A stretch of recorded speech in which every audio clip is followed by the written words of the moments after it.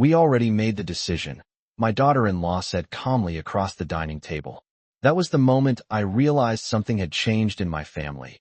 Something quiet and subtle that had been happening for years without me fully noticing it, until that single sentence landed like a cold draft through an open window. I remember the way the late afternoon sunlight stretched across the polished oak table, the same table my husband and I bought nearly 35 years ago at a furniture outlet just outside Columbus, Ohio. The wood still held faint scratches from my son Daniel's childhood science projects, tiny marks from the nights we spread out poster boards and glue sticks while he prepared for school presentations. Back then, every decision in our house felt like something we made together. Now I sat there at 67 years old, hands folded neatly around a mug of chamomile tea that had long gone cold, listening as my own son and his wife spoke about plans that apparently no longer required my voice. Daniel cleared his throat and avoided my eyes, the way people sometimes do when they know something uncomfortable is hanging in the air. Vanessa leaned back in her chair with the quiet confidence of someone who had already finished the conversation in her mind before it even started. "It's just the most practical thing," she continued, tapping a manicured fingernail lightly against the tabletop. "We've been reviewing all the family assets." Family assets. That was the phrase she used. Not memories. Not history. Not the lake house where Daniel learned to skip stones across the water when he was 10 years old.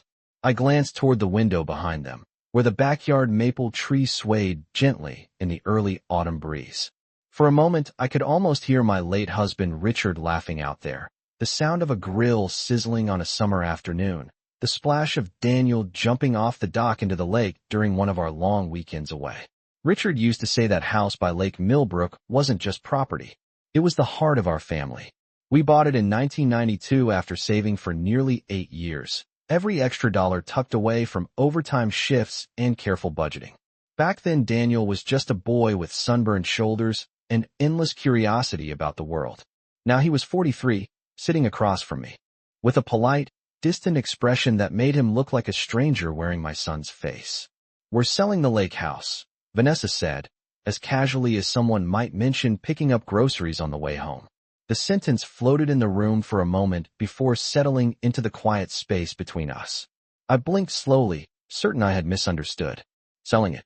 I asked, my voice steady even though my mind struggled to catch up with the words. Daniel finally spoke, but his tone sounded rehearsed, like he had practiced the explanation on the drive over. "Mom, it's just not practical to keep it anymore. Property taxes alone are over $6,000 a year now. Maintenance, insurance, everything adds up."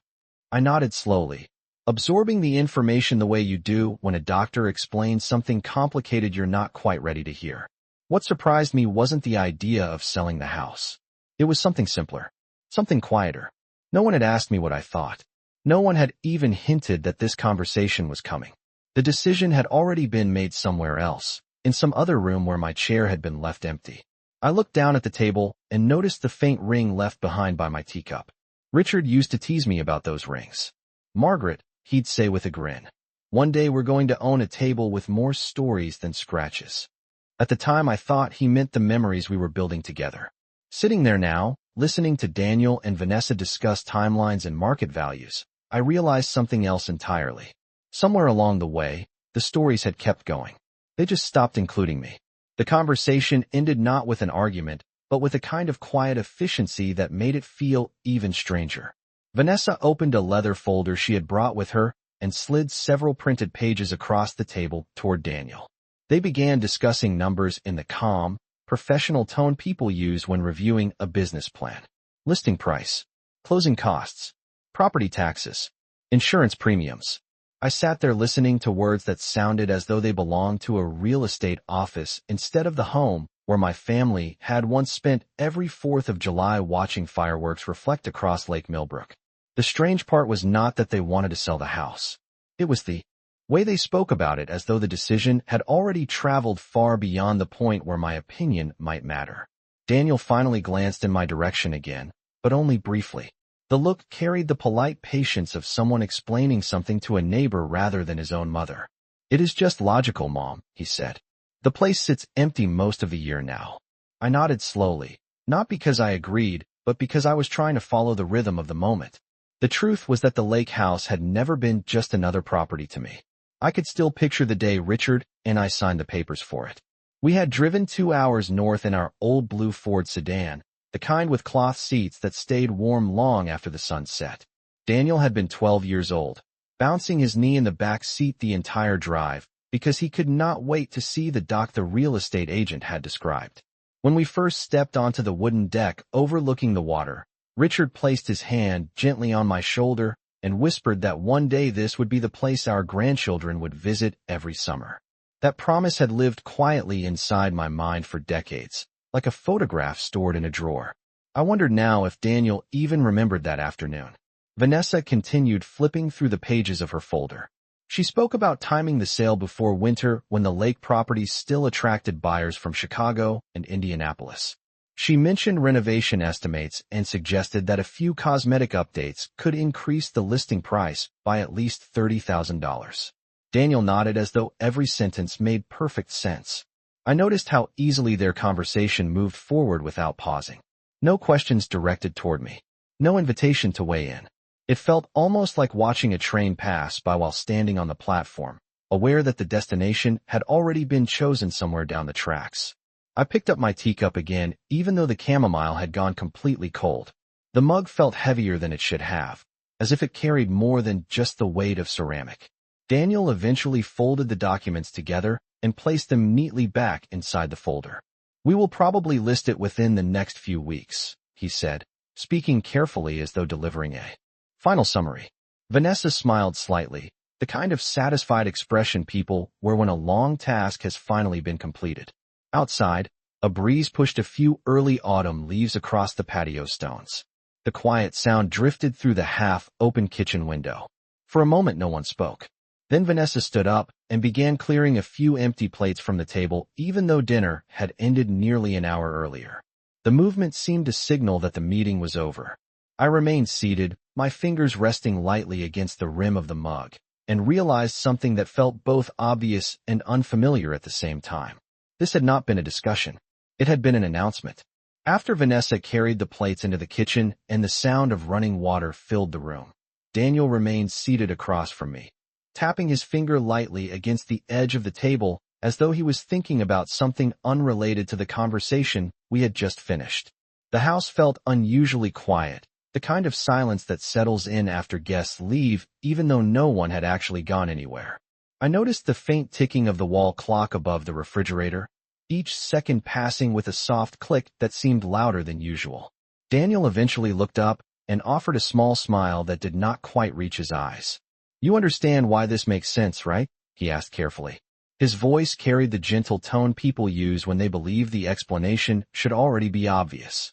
I studied his face for a moment, searching for some familiar trace of the boy who once asked me to read the same bedtime story 3 nights in a row because he liked the ending. I could still see that child in flashes sometimes, usually when he laughed unexpectedly or told a story about work with the same enthusiasm he once had for science fairs. But tonight the distance between us felt wider than the length of the dining table. "I understand what you said," I replied quietly. The answer seemed to satisfy him because he leaned back in his chair and folded his hands together as if the matter had reached its natural conclusion. From the kitchen came the steady rhythm of dishes being placed into the dishwasher.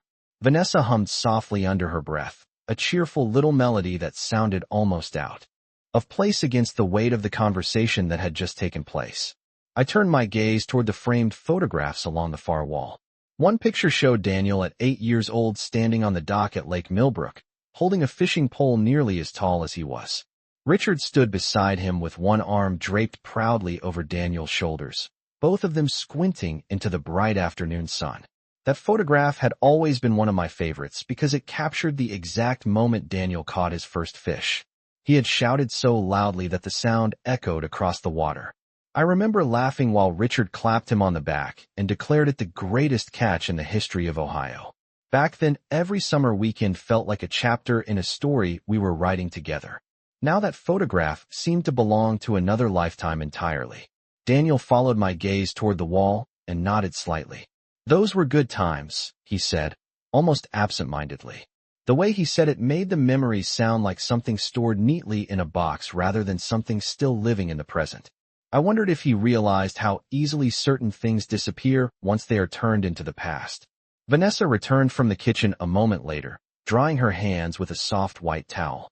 She glanced at the two of us sitting there and offered a pleasant smile, the kind that appears polite but does not ask many questions. I have already contacted a real estate agent who specializes in lake properties, she said while folding the towel carefully over the back of a chair. He believes the market is strong right now. Daniel nodded in agreement and began discussing possible listing dates with her, their voices blending together in the smooth cadence of people finalizing plans.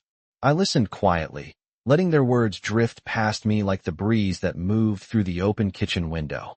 Outside, the sky had begun turning the soft pale orange that appears just before sunset. Somewhere in the distance, a lawn mower hummed faintly, the ordinary sound of a neighborhood continuing its evening routines. I sat there watching the light fade across the dining room floor and realized something I had not fully allowed myself to see before. The change in my family had not happened suddenly tonight. It had been unfolding slowly, decision by decision, conversation by conversation, each moment moving forward without waiting for my voice to catch up. I stayed at the table for a long time after Daniel and Vanessa finished their conversation and moved into the living room. Their voices drifted faintly down the hallway while the television flickered to life with the quiet murmur of an evening news broadcast. I did not join them. Instead, I sat there looking at the empty place across from me where Richard used to sit every night for nearly 34 years. The chair still carried a faint groove in the cushion from the way he used to lean slightly to one side while reading the newspaper after dinner. I reached out and rested my hand lightly on the back of that chair, almost expecting to feel the warmth of his presence the way I once did after he stood up to refill his coffee. It was strange how memories lived inside ordinary objects. The house still held pieces of him everywhere. The small brass key hook by the back door where he always hung his truck keys. The wooden shelf he built in the garage one Saturday afternoon when Daniel was in high school. Even the faded measuring marks on the laundry room wall where we recorded Daniel's height every birthday until he left for college. Richard used to say that a home was not defined by the walls, but by the people who filled it with life. Sitting there now, I wondered what he would think if he had heard the conversation that just happened. For most of our marriage, Richard handled the big financial decisions because he worked as a project manager and understood numbers better than I ever did. But there was one thing he never did. He never made a decision that affected our family without sitting down at this same table and talking it through together. I could still hear his voice sometimes when I closed my eyes, steady and patient, explaining how he believed partnership meant that every voice at the table mattered. When the lake house first came up for sale back in 1992, I actually told him we should not buy it, because the price felt too high for our budget at the time. I remember standing in our kitchen late one night with a stack of bills spread across the counter while Daniel slept upstairs. Richard listened quietly, and then smiled the same calm smile he always had when he believed something good was just over the horizon. He told me that the lake house would become a place where our family would grow stronger together. He believed that someday Daniel would bring his own children there to swim and fish and roast marshmallows under the stars.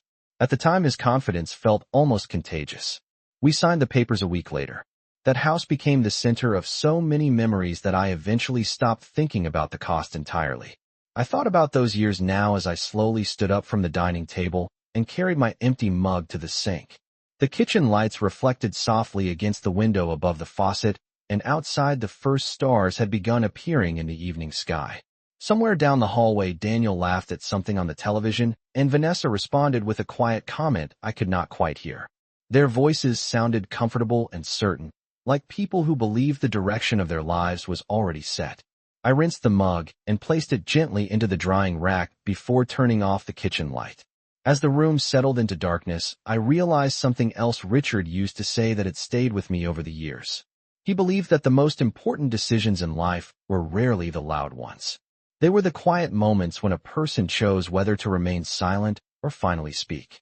Standing there in the dim glow of the hallway light, I began to understand that my silence at the table earlier had not been the end of the story. It had only been the beginning.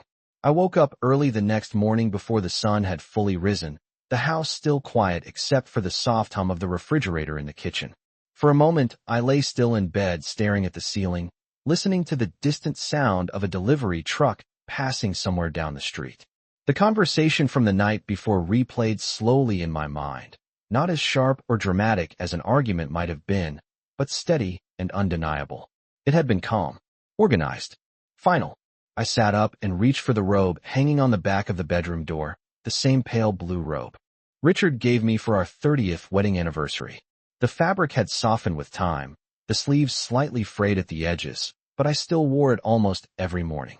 As I walked down the hallway toward the kitchen, the hardwood floor creaked gently beneath my feet in familiar places I had learned to expect over the years. The house felt the same as it always had, yet something about the air felt different, like a quiet shift had settled into the walls overnight. I filled the kettle with water and set it on the stove, watching the small blue flame flicker to life beneath it. Outside the kitchen window, the sky was turning pale gray as the first light of morning spread across the neighborhood. A few sparrows hopped along the fence line, while a neighbor across the street rolled a recycling bin toward the curb. Ordinary morning sounds. Life continuing exactly as it always did. When the kettle began to whistle softly, I poured the hot water into a mug and placed a chamomile tea bag inside. The steam rose in thin spirals while I leaned against the counter and thought about the lake house again. Not the sale Daniel and Vanessa had discussed, but the place itself. I pictured the wooden dock stretching about 40 feet into the water, and the old canoe Richard insisted on repairing every spring, even though it probably should have been replaced years ago. I remembered the small screened porch where we used to sit during summer evenings listening to the sound of crickets and distant boats moving slowly across the lake. For a long time those memories had simply existed as warm reflections of the past. This morning they felt different, almost like pieces of a puzzle I had never bothered to assemble completely. After finishing my tea, I walked toward the small office room at the end of the hallway. Richard used to call it the study, even though it was really just a spare bedroom with a desk and 2 tall filing cabinets. The room still smelled faintly of cedar from the old wooden document box he kept on the bottom shelf. I opened the door and stepped inside, letting my eyes adjust to the dim morning light filtering through the curtains. For several minutes, I stood quietly looking at the shelves where Richard stored years of paperwork, receipts, insurance, forms, and legal documents that he always insisted on organizing carefully. At the time, I never paid much attention to those files because he handled everything himself. I trusted him completely. Eventually, I knelt down beside the lower cabinet and pulled open the drawer with a slow metallic slide. Inside were dozens of neatly labeled folders arranged alphabetically. The careful handwriting on the tabs felt instantly familiar. Richard always wrote in small, precise letters as though he believed clarity was a form of respect. My fingers moved along the row of files until they stopped at a folder labeled simply with 2 words, Lake Millbrook. I hesitated for a moment before lifting it from the drawer, feeling the slight weight of the papers inside. Standing there in the quiet study with the folder resting in my hands, I realized that for years I had allowed certain decisions to belong entirely to someone else. Richard never demanded that silence from me. I had simply accepted it because it seemed easier at the time. But the quiet confidence Daniel and Vanessa carried at the dinner table the night before had revealed something important. They believed the story of that house had already reached its conclusion. Slowly I opened the folder and began turning the pages one by one, not yet knowing exactly what I would find, but understanding that whatever came next would depend on what I was finally willing to see. I stood there in the quiet study with the folder open in my hands while the morning light slowly brightened the room. The papers inside were arranged exactly the way Richard always organized important documents, clipped neatly together with small handwritten notes in the margins that only he would have thought necessary. I moved slowly through the pages, careful not to rush, the way you read something when you understand that every line might matter. The first few documents were familiar things I already expected to see. Property tax statements, insurance records, maintenance receipts from different contractors who had repaired the dock or replaced sections of the roof over the years. Richard kept everything, every detail, every bill. But as I continued turning the pages, a thicker packet near the back of the folder caught my attention. The paper felt heavier, the formatting more formal than the rest. At the top of the first page was the name of a law office I recognized immediately, Hale and Carter Legal Services. Richard had worked with Robert Hale several times over the years whenever he needed advice about business contracts during his career. I had met Mr. Hale only once at a holiday dinner nearly 10 years ago, but I remembered him clearly because he spoke with the quiet patience of someone who never rushed through explanations. I lowered myself into the chair beside the desk and began reading the document more carefully. The language was written in the careful style of legal paperwork, full of long sentences and precise terms that required attention to follow properly. Even so, the meaning slowly began to take shape as I moved through the pages. It described a trust agreement created several years before Richard passed away. The lake house property was listed specifically by address and parcel number. My eyes paused on one particular paragraph, and I read it again to be certain I understood it correctly. According to the document, the property had been placed inside a family trust rather than remaining a simple asset of Richard's estate. The trust named me as the primary living trustee responsible for overseeing the property after his death. Daniel was listed as a future beneficiary, but not as someone who could independently decide to sell or transfer ownership. I sat quietly for a long moment, letting that information settle into place. Outside the study window, a delivery truck rolled past the house, and the driver waved briefly to a neighbor across the street. The world continued moving through its ordinary morning routine, while the words on the page rearranged the understanding I had carried since the dinner conversation the night before. I kept reading. The next section described several conditions attached to the trust. The lake house was intended to remain available for family use for as long as the trustee believed it served that purpose. Any decision to sell the property required the approval of the trustee along with consultation from the family attorney. I leaned back slowly in the chair, holding the document in both hands. For years I had assumed that Richard handled the complicated financial matters because he was simply better at them. I never imagined that he had taken steps to leave such clear instructions behind. My attention moved toward the final page where his signature appeared in the familiar steady handwriting I had seen on birthday cards and grocery lists for more than 3 decades. Seeing it there brought a quiet wave of emotion that was difficult to describe. It did not feel like sadness exactly. It felt more like recognition, as though Richard had anticipated a moment like this long before I ever understood it would come. I closed the folder gently and rested it on the desk in front of me. The house was still quiet. Daniel and Vanessa had not yet come downstairs. For the first time since the conversation at the dining table the previous evening, the sense of uncertainty I had been carrying began to shift into something calmer and clearer. I realized that the decision Daniel and Vanessa believed had already been made might not be theirs to make after all. For several minutes, I remained seated in the study holding the trust documents while the quiet morning light continued filling the room. The words on those pages had changed something inside my understanding of the situation, but they had not yet changed anything in the house itself. Daniel and Vanessa still believed the lake house sale was moving forward. They were confident, organized, certain that the path ahead had already been chosen. I closed the folder carefully and placed it back inside the cabinet exactly where I had found it. Richard always believed that important things should remain in their proper place until the moment they were truly needed. I understood that feeling now. The sound of footsteps upstairs broke the silence a few minutes later, followed by the soft creak of the hallway floorboards. Daniel's footsteps were easy to recognize after so many years. He always walked quickly, as though he had somewhere important to be even when he did not. Vanessa's steps were lighter and more measured, moving across the hallway toward the kitchen. I left the study and walked slowly down the hall, just as the smell of freshly brewed coffee drifted through the house. Daniel stood near the counter pouring himself a mug, while Vanessa scrolled through something on her phone.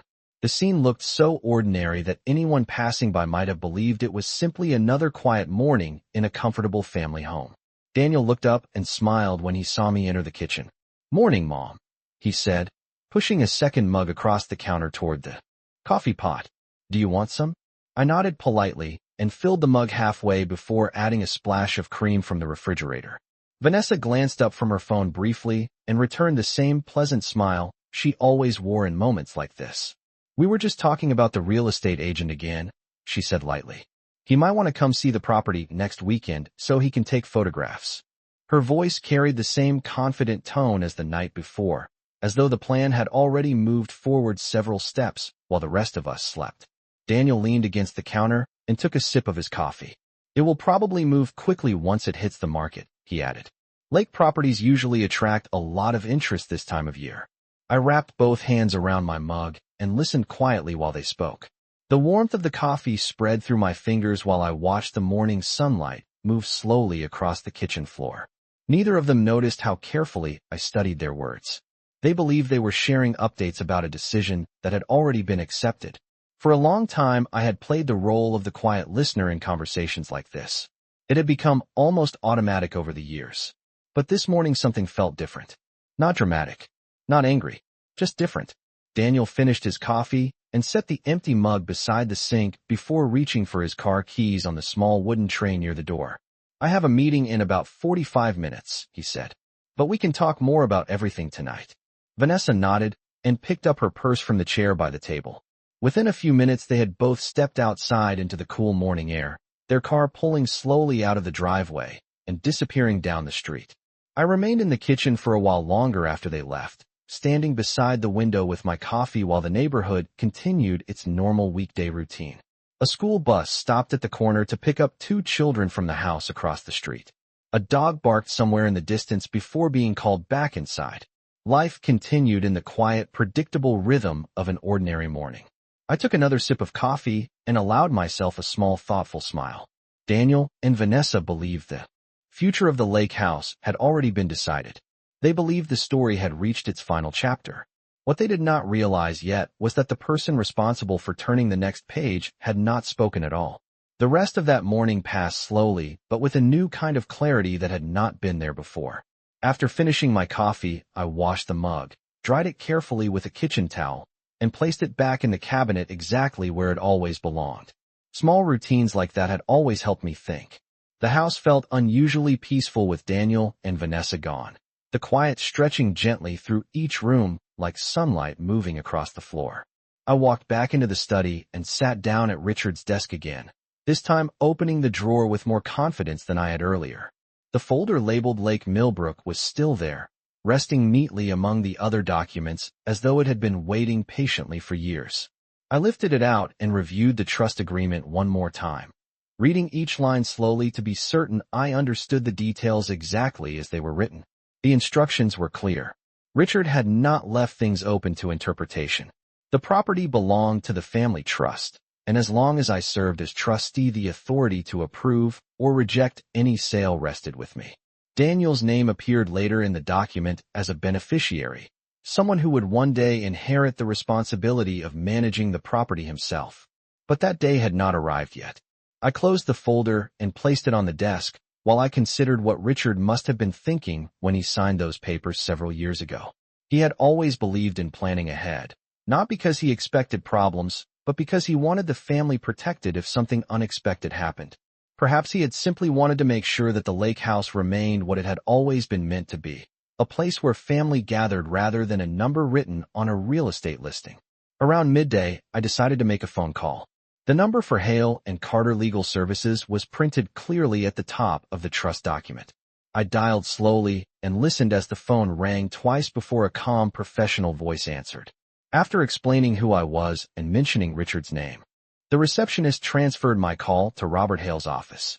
His voice sounded almost exactly the way I remembered from years ago, steady and patient with the quiet confidence of someone who had spent decades explaining complicated matters to people who needed clarity more than anything else.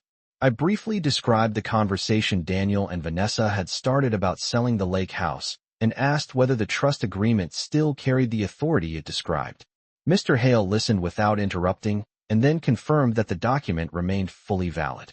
As long as I was willing to serve as trustee, the decision to sell the property could not legally move forward without my approval. His explanation was calm and direct, leaving little room for misunderstanding. When the call ended, I sat for a moment with the phone resting on the desk and looked again at Richard's signature on the final page of the document. It felt almost as though he had anticipated the possibility that one day someone might try to make decisions without asking the person who still lived inside the story of that house. That afternoon, I placed the folder carefully back inside the cabinet and closed the drawer with quiet precision. Outside, the sky had turned a clear, bright blue, and the sound of a passing motorcycle echoed faintly down the street. Daniel and Vanessa would return home later that evening expecting another normal conversation about listing prices and real estate agents. They would speak with the same confidence they carried the night before, certain that the next step was already waiting for them. I moved through the house calmly, finishing a few small chores while the hours passed. There was no need to rush anything.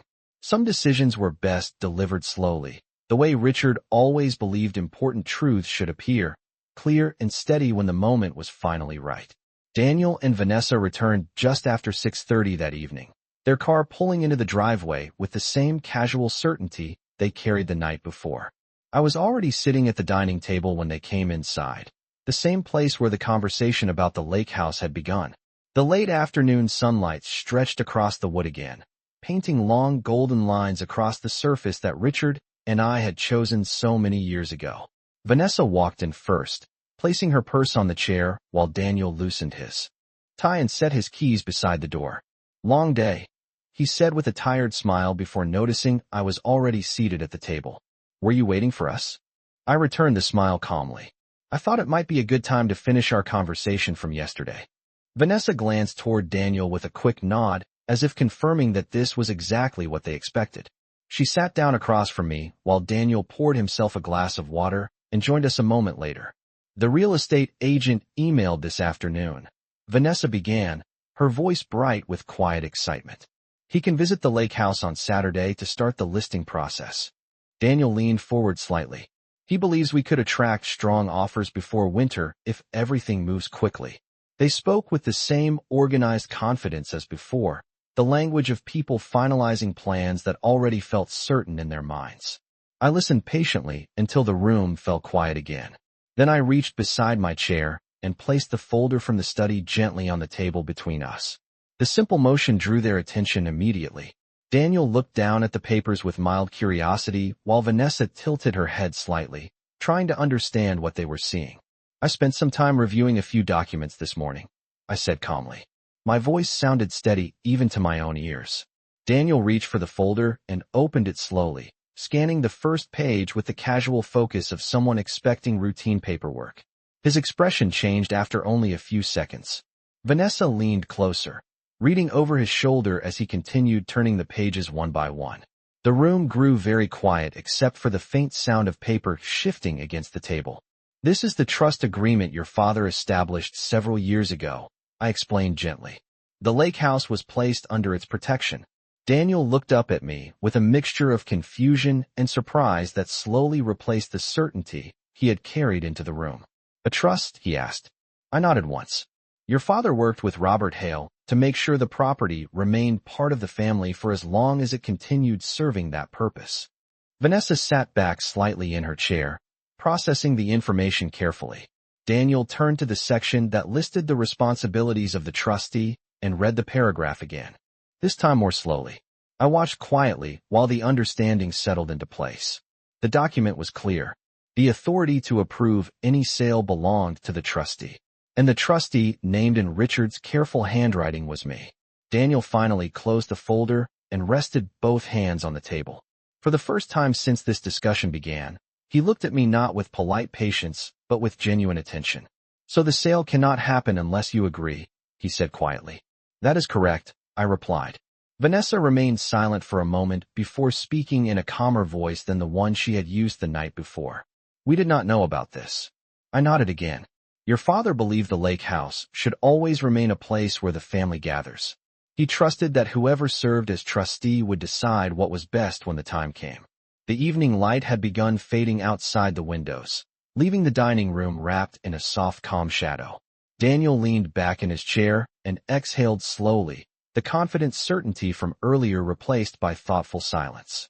I rested my hands on the table and looked at both of them with the same calm Richard had always carried when explaining something important. For years my voice had been the last one considered in conversations about the direction of our family. Tonight the room waited quietly while I decided what the next chapter of that story would be.